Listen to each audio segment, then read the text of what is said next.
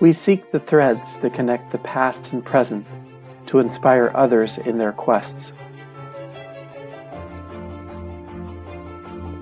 This is why we do what we do.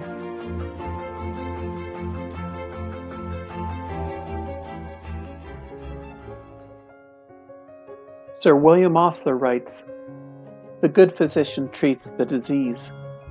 The great physician treats the patient who has the disease." This is Mark Holland, Archivist of the McKinley Presidential Library Museum, and we as a museum want to show our support to the people in the medical world who are fighting COVID-19 and treating the patients as well as the disease. We want you to know the origins and the contributions of our local medical personnel. Today we present to you Part 2 of a series on Aultman Hospital. Aultman Hospital, from the Depression to the Boomers. With the construction of the first building, the nurses' home, and the harder addition, Aultman Hospital was growing rapidly on Dartmouth Avenue near Tuscarora Street. On November 1st, 1929, the Aultman School of Nursing held a Halloween party hosted by the junior class who dressed alike in black pajamas. The host class made sure the kings, beggars, ghosts, goblins, and funny men had a good time. Despite the stock market crash a few days before that caused the Great Depression, the ladies of the Aultman School of Nursing had a great night. In July of 1930, a second boiler at a cost of $25,000 was installed on the west side of Aultman Hospital. Aultman Superintendent Miss Hulda Fleer reported this would not only be for the heating of the building, but would also be used to sterilize medical instruments and other hospital equipment. In 1935, a new emergency unit was dedicated to Dr. Robert T. Shipley, who had died the year before.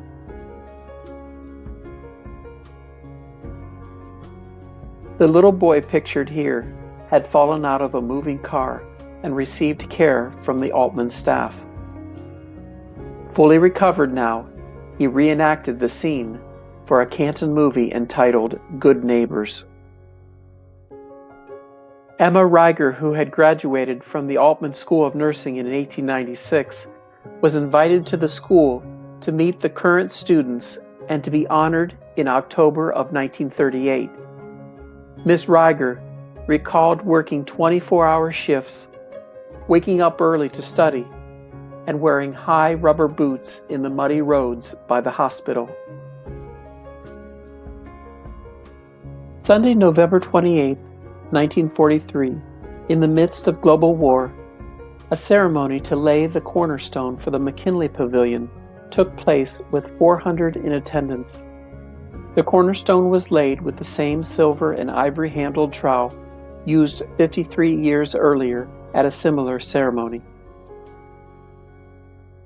The nursing school classes of 1944 and 1945 had nurses who would stay behind and fight on the home front, and cadets who were leaving for the war.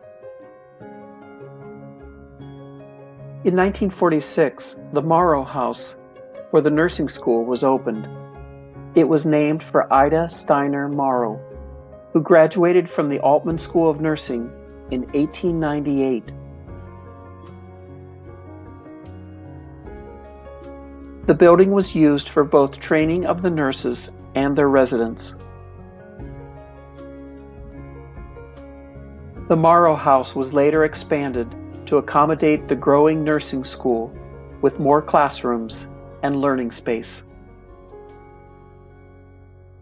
A ceremony to lay yet another cornerstone was held on November 16, 1952, to begin the most ambitious building construction plan to date. A new building that would replace the first building from 1892 at a cost of $3.7 million. Over 30 items were placed in the cornerstone, including Cornelius Aultman's Bible, photographs of Kate B. Aultman and Cornelius Aultman, articles of incorporation for the hospital, and a host of other historical artifacts were left for a future generation to discover.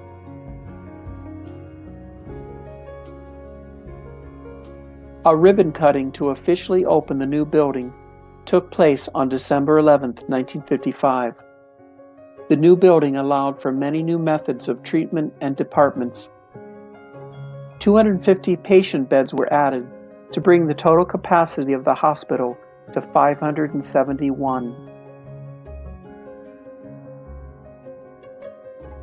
By 1960, Aultman Hospital was 68 years old, and she still had many more people to serve.